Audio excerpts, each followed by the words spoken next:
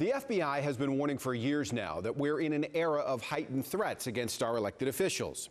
The 13 Investigates team has been digging into some of those threats that have been made right here in Houston. Our investigative reporter Kevin Ozebek joining me now with what you've learned from the FBI. Well, Tom, the FBI Houston field office tells me the agency as a whole is constantly intercepting threats against both candidates and politicians already in power. In fact, just last month, 24-year-old Isaac Ambe Enfergenmum of Richmond was convicted for threatening Republican Texas Senator Ted Cruz. Federal prosecutors say he called the senator's Houston office and left a voicemail in which he said, quote, "You will be found and killed," end quote. Also last month, a 61-year-old Houston man was sentenced to 33 months for threatening California Democratic Congresswoman Maxine Waters. The U.S. Attorney's Office says Brian Michael Gatterty left the Congresswoman 4 vulgar voicemails. In one, he threatened to, quote, "put a cap," end quote, between the Congresswoman's eyes.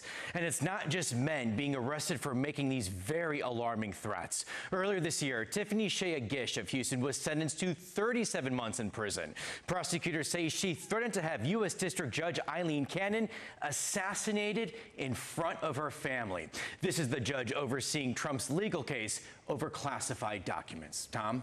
And Kevin, do we have any sense of how often the FBI is finding and intercepting these sorts of threats? So, Tom, we don't have hard numbers, but Christina Garza, who's the spokesperson for the FBI Houston field office, tells me, unfortunately, these threats against our elected leaders are not uncommon. She also tells me there are threats we, the public, never hear about because their agents intercept them. And since the threat level is just so high, that is why today there is this huge bipartisan call, Tom, to just lower the rhetoric so hopefully the temperature in the country is lowered as well. Kevin, thanks for that context. Thank you, Tom.